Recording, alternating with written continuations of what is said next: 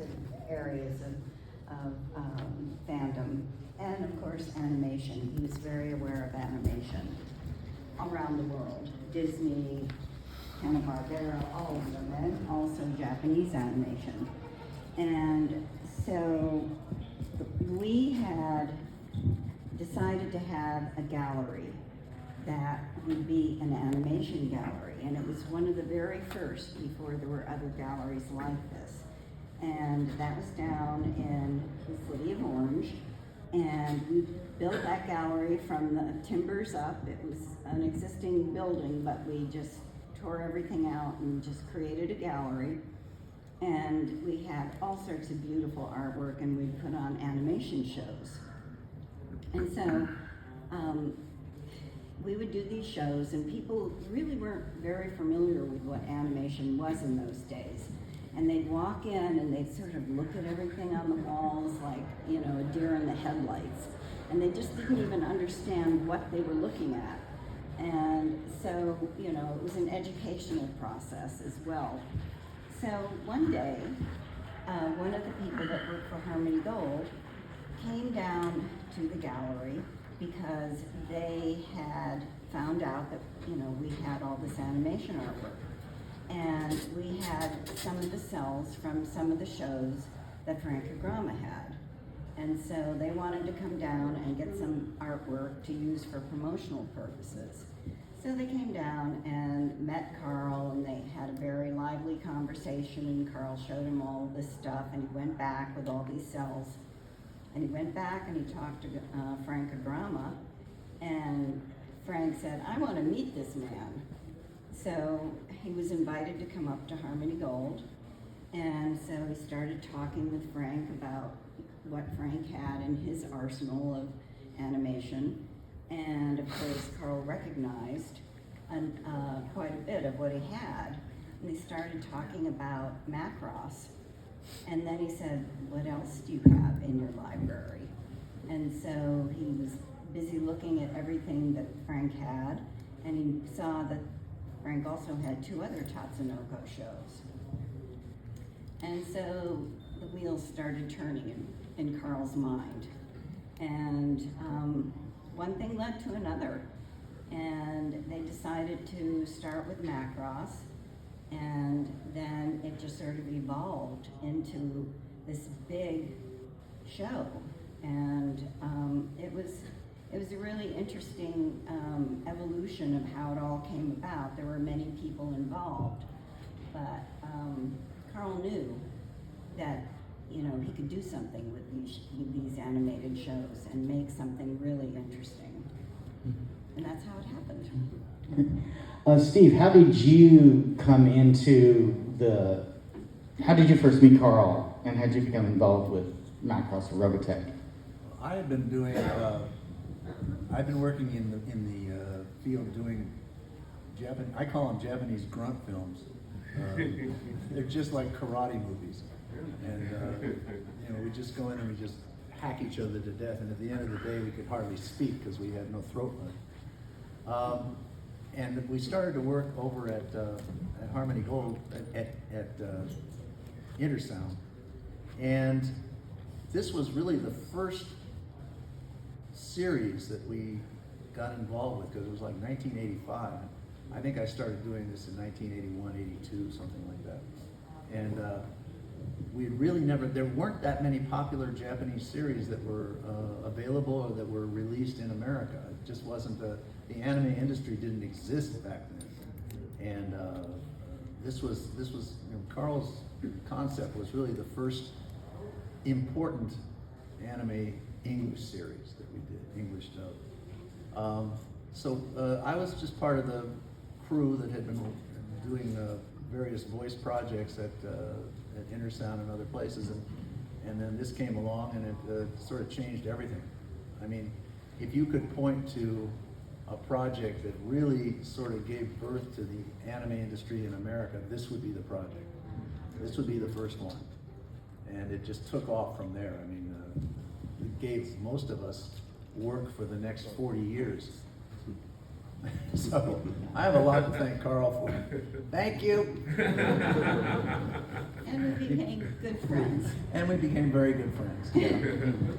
Yeah, we used to hang out sometimes together. And, it was a great loss.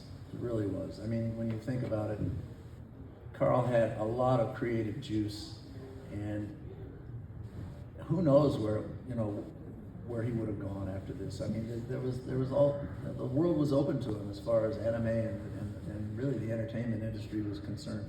So, we all felt it keenly, when he passed. Tom, how did you first meet Carl? Like, what was your first interest in getting involved with the ROBOTECH project? A really cool guy and a brilliant creative mind. And he had a childlike, and I say that with the most affection and respect, a childlike sense of possibility. And some of that is engendered by a love of comic books and a love of just fantasy and the things that you can dream up that you wouldn't see in a film necessarily, or at least a live action film. Some of those things are translating more today than they ever would have been in the past because of film technology. But Carl had a delight, and that's what I mean by that kind of childlike quality. And I loved that about him. And it wasn't like any director I'd ever seen or heard of, or certainly any executive that I'd ever worked with. It was something that was unique and beautiful to him. And he expressed that, including a vulnerability. When he was expressing his ideas, it was like, this is the way I see it, and he was delighted about it, and he wanted to share his delight with you. And if you got it in a big way. And I got it, fortunately. And he was cinematic in his thinking about how something would appear, even if it was in an animation context, meaning no live action, just purely animation. But that wasn't being translated in, if you looked at historical examples, you'd think of Disney. But Carl's vision was not Disney. He had his own perspective and his own creativity that had nothing to do with that. And the idea of taking something pre-existing from Japan and writing a new storyline and writing a new script to it and producing a brand new production, that was pretty unique. And I know how cinematic Carl's thinking was, because one day he comes into my office and says, "Hey, do you know that Errol Flynn movie, The Seahawk?" I said, "Yeah, I know it pretty well. It's Michael Curtiz from 1940. And he says, "You know that scene where they're coming back from having escaped the Spanish Armada in King Philip, and they're crossing the English Channel, and they can see the white cliffs of Dover, and Eric Wolfgang Korngold, who wrote the music score for The Seahawk, has this wonderfully rousing song that is sung in the film by the Warner Brothers men's chorus. I never knew Warner's had a men's chorus, but nevertheless, it's Home from the Sea, and they're just so happy to be home. It's breathtaking, really, and it's a fantastic piece of music." He said, "You know that?" And I said, "Yeah." I said, "I know it so well. I know I've got it at home and I'm bring it in. I'll play it for you and we'll talk about it." So I did. And when we talked about what a great piece of music is, he says, "I want to have that for something like that for Captain Harlock. You think you could do that?" I said, sure, definitely. And I love the idea. And we took off with it. So that's Carl. That was his brilliance. And he borrowed from, a classic source, but he had the right idea. And that's the essence of film music, is you're capitalizing on an audience's familiarity with things in their childhood, their adulthood, their lives that have touched them, and it gets translated in music. And Carl did that, and that was one of our touchstones, but there were many. And when we worked together on Robotech, Carl was completely supportive of all of the music choices that we presented, and that's nothing better than working with an incredible professional who had the good judgment to give fellow professionals their own discretion and lead, and see what was brilliant about them and utilize it for his own vision and purposes. And I'm so proud to have been associated with that, because we're 40 years later and we still have a room full of people that want to hear about his brilliance and about the brilliance that was created by those fellow professionals that worked collaboratively with him.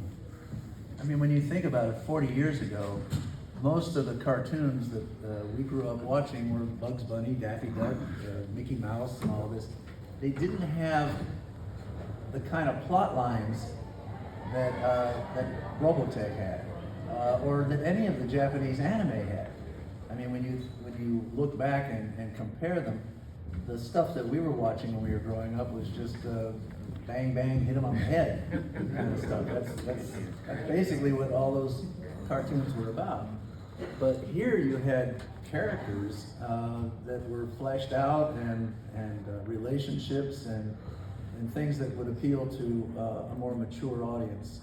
And if you were a kid growing up with that, it gave you a different perspective about animation. And I think that's the genius of Japanese animation. Jim, how did you first meet Carl Macek, and what was your first experiences with him? Well, I met Carl when I flew out to California to meet with him about adapting Robotech and the entire series as a series of novels. And maybe you could answer this for me. I remember very distinctly he was wearing a vintage jacket that maybe had been in a famous film. Was it black with the little Yes, specks? yeah, what Pink was it? and gray? Yes. I think that was, who was the fellow? He was a very famous young actor that died. Wasn't it James Dean Yes, jacket? yes. Yeah, that he was wearing a James Dean jacket. And I remember probably for 2 days, all we did was talk about, Carl, Brian, and myself talked about science fiction novels, Harry Harrison novels, and James Blish novels, and film noir. He was really, I mean, he had a really vast knowledge of film. And we had a great time, and we had a really good laugh over the fact when I realized what he had done with Macross and the other series. The first thing that came to my mind was a film called What's Up, Tiger Lily? Anybody know that film? So that was a Woody Allen film from the 70s, where Woody Allen took this, I don't remember the actual title of it, Secret Police, or so it was like a James Bond film. And Woody Allen rewrote all the dialogue to be about a search for the formula for egg salad. You know, but it was a completely different film in Woody's hands than it was. So Carl and I had a good laugh over that. And as you said, he was really a generous guy. I've worked in a lot of franchises since Robotech, and Carl was never wedded to his creative ideas the way some other creative people that I've worked with are. And really gave us a lot of space to develop the novels. And I'm going to show you this. I showed this yesterday in the novels panel. When the Sentinels came along, Carl wrote this plot point book. Maybe Steve, did you ever see this? Not that one. Not this Not one? that one, but I've He- seen something like it. Yeah, so when he was trying to get funding for the Sentinels, he had to show them something, and he banged this out, he told me, in practically no time. And it's extraordinary. There's so many great ideas in here. and it just goes to his brilliance that he could do this just off the top of his head. There was a lady that came up to my table today. I think it's the wife of the gentleman that's putting this convention on. And she said, I have something to show you. And she pulled out a sample script of whatever show was being written at that time. And she had wanted to be a writer for this kind of stuff. And Carl had sent her over to Intersound. And they passed her on to me to do a writing test. And so she did a test of how to write this kind of stuff. And then she showed me my review of her stuff. And it was really embarrassing. And I said, this woman doesn't understand anything about how to write this stuff. Ooh, that's good. I said, I'm sorry. She said, I forgive you. It's okay. But what I learned about it was partly through what Carl was teaching me, actually, about the writing.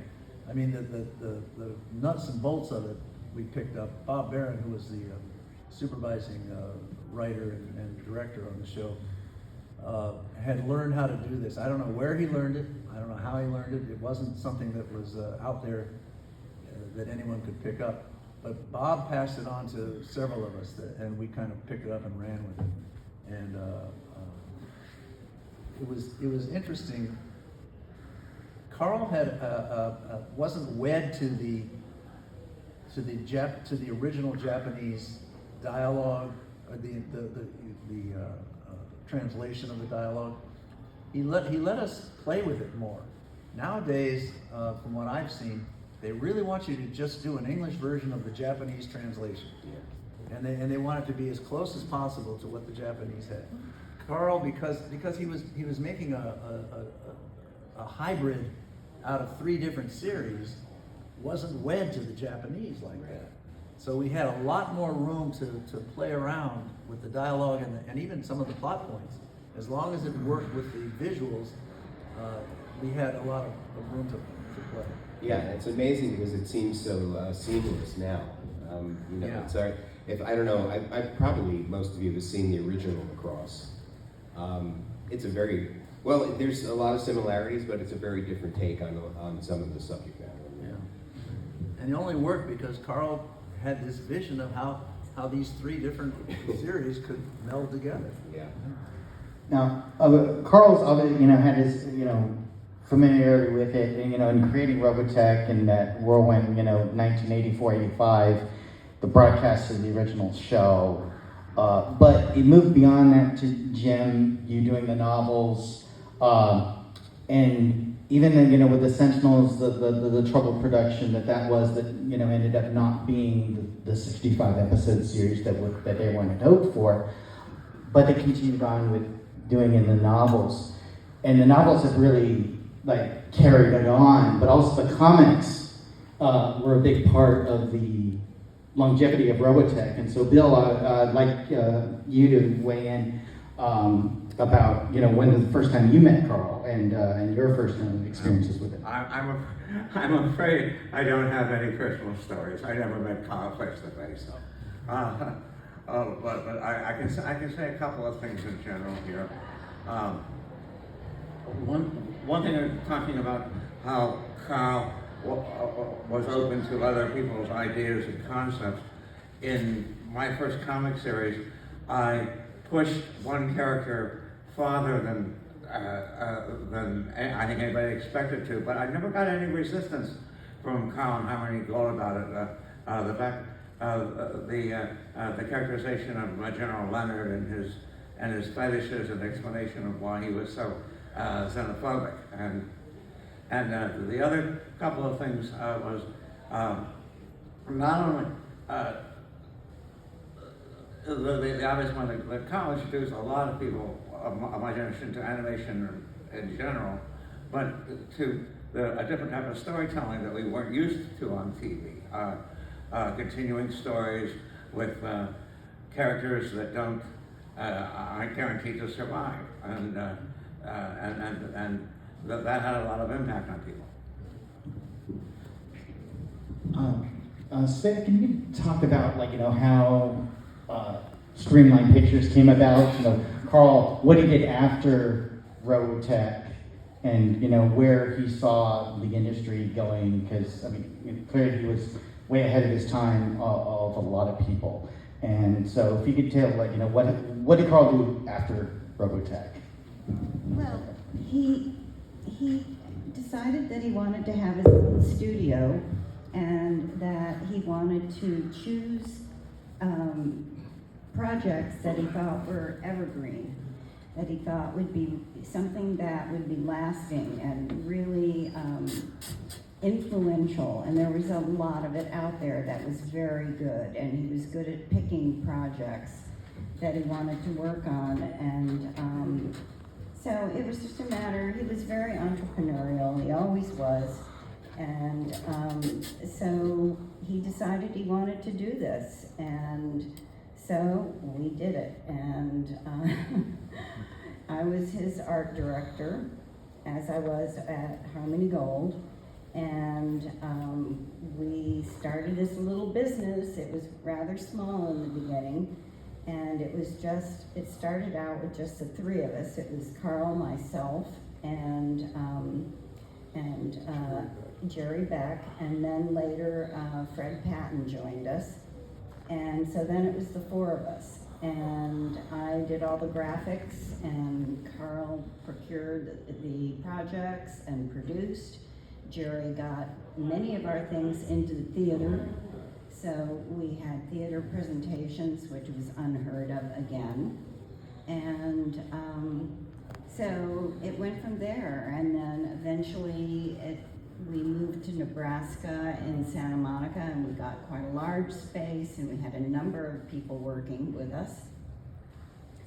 And we had the model works, and so we were producing high-end model kits from all these shows, and we had the cells, and we were still selling animation art, and it was quite a business. And he really enjoyed bringing these shows over, because what his dream was, he wanted to reproduce these in a way that they could be something that could be shown around the world for a world audience, and so that as many people as possible could enjoy Japanese animation and Korean and other animation projects.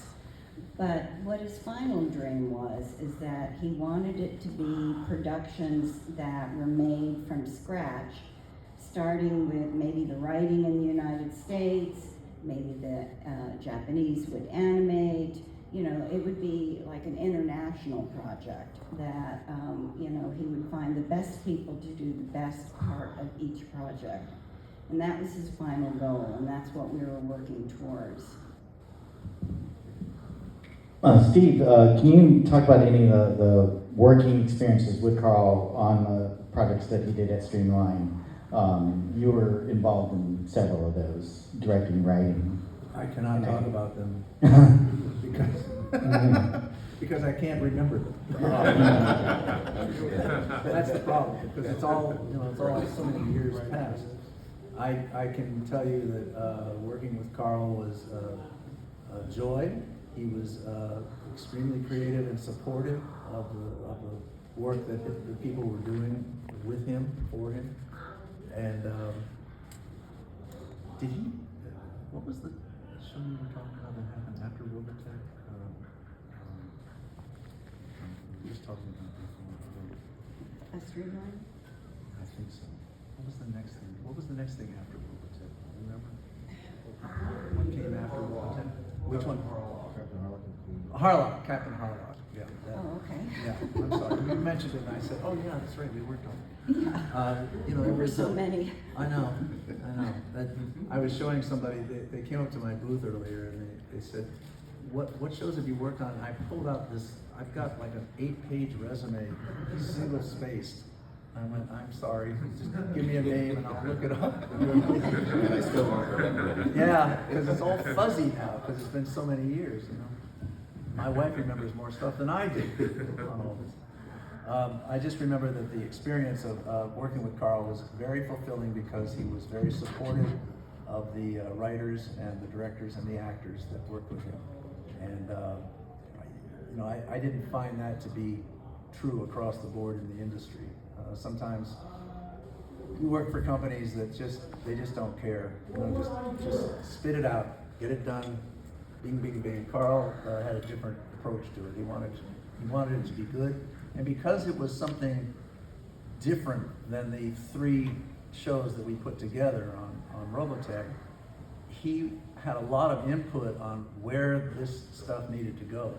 So I remember that we would have discussions before he would assign out the scripts, that there would be discussions about where this plot line had to go within the script to work with the other plot lines that he was coming up with.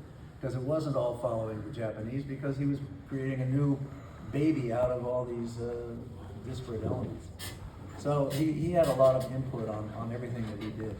I don't find that to be true with a number of shows that we've worked on since, particularly lately. I'd say over the last 8 to 10 years. The product is basically, they're telling you just do what the Japanese did. We don't want you to make it up. We don't want you, if there's a plot deficiency or something doesn't work quite right, or the dialogue doesn't work, just basically stick to the Japanese. I'm going, but it doesn't make any sense. Okay, it doesn't matter, just stick to the Japanese. That's all that they want to see. I preferred it when Carl was doing it. Jim, what are some of the big ideas that Carl talked about, about just science fiction in general and how ROBOTECH fits into that? Did he ever talk about that, talking about influences, literary or cinematic? With that first meeting, he was keen on turning ROBOTECH into science fiction literature, like a massive epic. We kept talking about Dune and Cities in Flight and Heinlein novels, and he was really he wanted it to be something really massive. And one of the graces of that was he just told Brian Mace, just said, don't write down, just really shoot for the stars, do what you want to, even if you have to change things. And that was like so refreshing, because it's so rare to hear that from someone. And that continued with the Sentinels, that big plot point book that I just showed you. He basically said, don't pay attention to too much of this, because I wrote it quickly. So, you can take some of the plot lines, but just go where you want to go. Just make it big, make it epic. And even with, he had a real vision for bringing ROBOTECH full circle with the Final Odyssey, I think he called it, which never got made. But even then, he was really gracious about allowing Brian and me to just go where we wanted with that novel, and we tried to adhere as close as possible to his ideas to bring that to fruition. When he said don't write it down to the audience, that was the key, because he trusted that the audience would respond to adult dialogue and adult plot lines and things that would be interesting to them. It didn't have to be hit them over the head, knock them down, throw them out of a plane, whatever the rest of the animation was at that time. I was talking to somebody today, and they said, this is like the first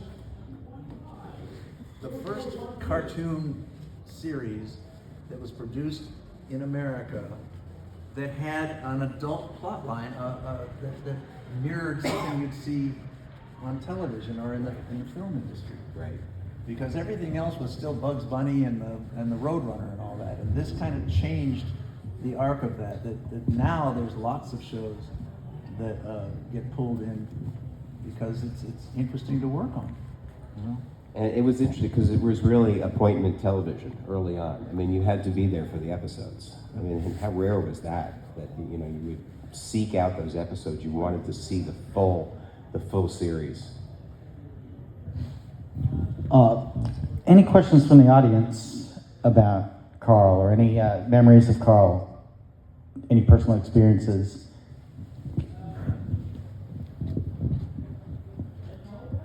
I have 2 experiences. I was one of the few who were fortunate enough to be in Dallas for the premiere of Robotech, the movie The Untold Story. And I remember the day before the movie, Carl came to Lone Star Comics and Games and did a panel, or just one-man presentation on it. I know he soured on that movie in later years. If you read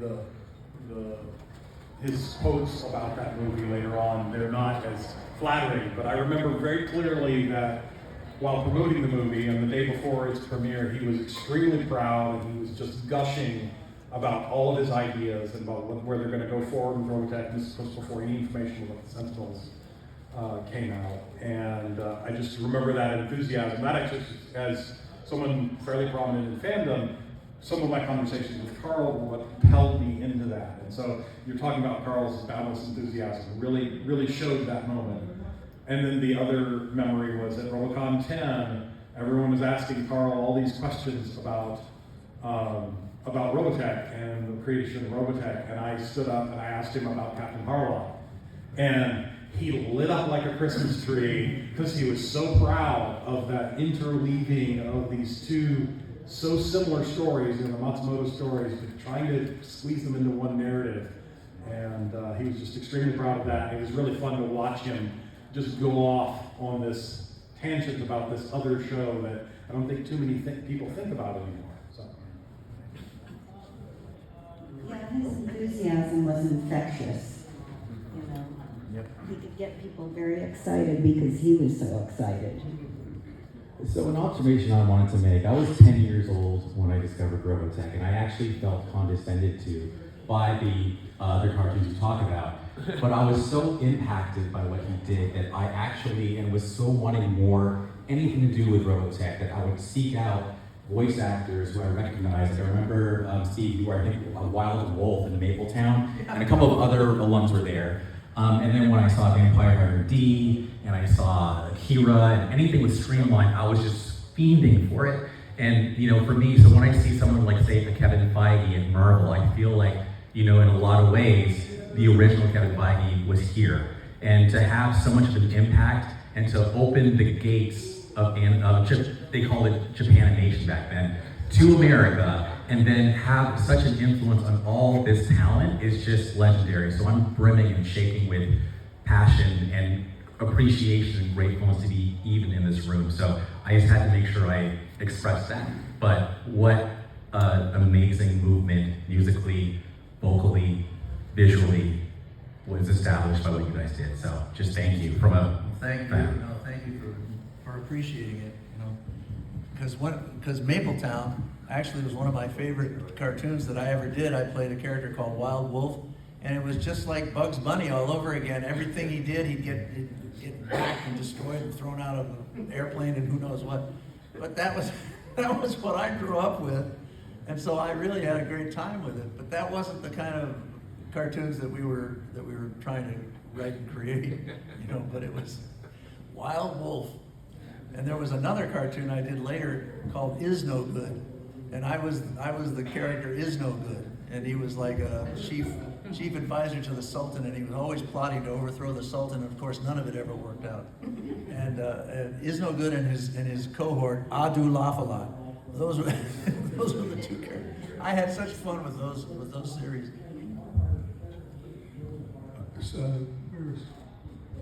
I have a couple of little anecdotes if you want to hear them.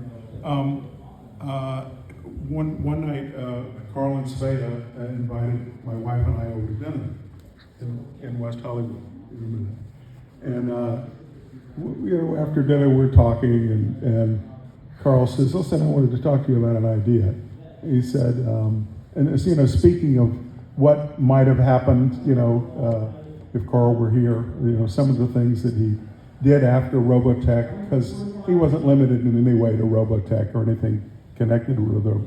He had brilliant ideas that could go on for decades. But one of them was this. He said, "What would you think about producing a Broadway version of Citizen Kane?" I said, "Well, that's a really great idea."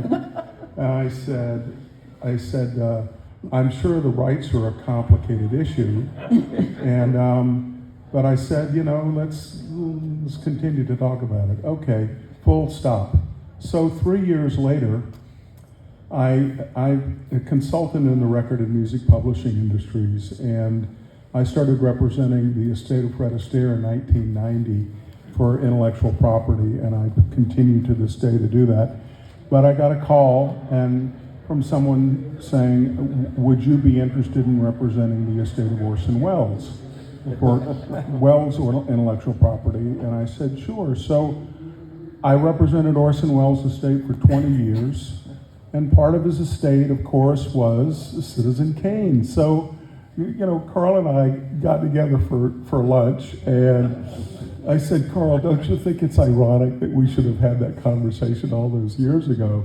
And yet here we are, everything's changed, but that's still a great idea, and now I'm in a position to have some influence over it. He said, as it turned out, the estate was not receptive to remakes of perhaps the greatest film ever made.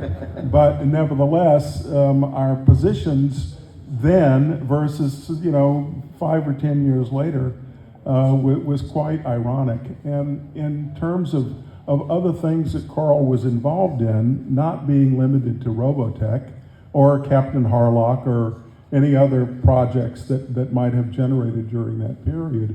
Carl asked me if I would negotiate his deal with John Cristofalusi for Cat Dog. And I got that right, don't I? So, yeah. Cat Dog? Yeah. And so I did. And they worked together for some time. And it didn't end perfectly. But it was just another way that Carl and I had worked together, even though it wasn't in a creative capacity. It was, from my standpoint, it was a business capacity. From Carl's, it was a creative producer capacity, in the same way I think Stanley Kramer or David O. Selznick was a creative producer. So, those people are few and far between, really actually very rare in film history, and Carl was one of those kinds of producers who could do all kinds of things and also produce very well. So those are two small examples of what things he went on to do in a way, and what he might have done, and even beyond that, what he might have been doing now had he survived. There's all kinds of wonderful possibilities because his brain was so special and wonderful and beautiful. I don't know if I wanted to see the line of dancing girls for the Yeah. So, I hear you. I have a favorite Carl story that doesn't involve me, but I'm hoping one of you can relate it. Because I heard years ago the story that Carl almost single-handedly saved the animation cells from Akira. That if maybe one of Svea, maybe you can tell the story, or Steve, or somebody that knows the story better than me. Yeah. Okay. That was that little first office on the corner of La Cienega and Santa Monica. And so we got all the cells from Akira. And we were going to, sell those. And what they did was they just dropped them off outside on the street. Oh.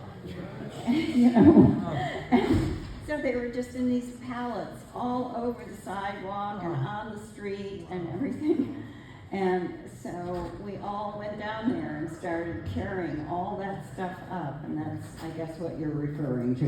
Well, the story that I heard was that Carl heard that it was going to be destroyed, and that he arranged for it to be shipped to you. Yes. And then when it came, it was like that. And then when you were digging through it, you found the packing material that they had packed it in was the background original paintings and original backgrounds. Yes. They didn't know what they had. They just wadded up and put it in there. Yes, that is correct. You are jarring my memory. Yes, you're right. And for what we thought was precious, because we would, take that background, and there's only one background setup, and, set up these background setups and do an art show. And so they were precious to us, and they just used them to just you know, wrap up things, and they were all bent and curled, but luckily not everything was treated that way, but yes, it was interesting.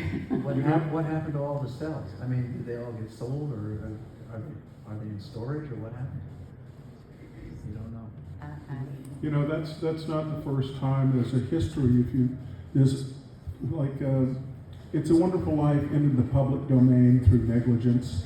MGM threw away the printed scores for Ben-Hur, which is a magnificent piece of music. I mean, the entire score is magnificent. They decided that they'd rather reclaim the space because it was costing them too much, or they needed it. So instead of giving it even to an archive or having it copied, but that, you know, these examples are tragic throughout film and entertainment history, but they continue to occur, and with no rhyme or reason except someone who didn't know what they were doing made a terrible decision, and culture suffers for it. Hi, so I'm a big fan of ROBOTECH since Brian and I were kids and everything. But just want to share this story. Last November, the Kodansha House had a pop-up in New York City, and that manga company produces Attack on Titan, Vinland Saga, and also Akira.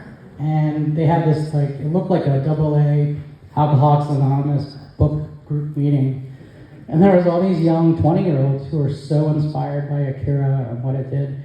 And as I listen here, I just want to say that it wasn't for Carl and your company curating certain films like Akira to America, it's still affecting all these generations and stuff. And I was just curious, was he someone who just came out and, you know, Akira and Fist of the North Star are so different from ROBOTECH? Did he come home and just say, hey, honey, we got to do these mutants that are, you know, going nuclear, it's going to be great. But what do you think? Like, did he just come home excited? Or? Well, I'm sure he discussed a lot of it with Jerry Beck first, but we talked about everything. And and he would be so enthusiastic about all of this, and I had quite an appreciation for the art form. So he would show me this stuff, and I'd go, yeah, that's great, let's do that. And so the thing that was really revolutionary about Akira was that we managed to get it in the theaters. And that opened up the eyes of people. I mean, that movie just blew people away. And to this day, Akira is still very influential. So, on many different levels. And that was quite something to get that into the theater. Well, that brings us to the end of the panel. This has just been a great chance to share memories about Carl and learn more about him. Because he's, even back when I first met him, he's a fascinating man. We have some special gifts for everybody, and I mean everybody. These are ROBOTECH Perfect Collection videotapes. And I know you may not have the VCR anymore, but this is a great memento, and we have boxes of them. And so if you want to take as many as you want, they're right up here. So with that, I want to thank everyone for coming to the panel. There's going to be a great ROBOTECH cast panel tonight at 6:30, okay, in room 104. Please be there. That's going to be pretty awesome. So that's in a few hours from now. But please, we have ROBOTECH Perfect Collection, Mosfeta, Macross, and FHE ROBOTECH tapes.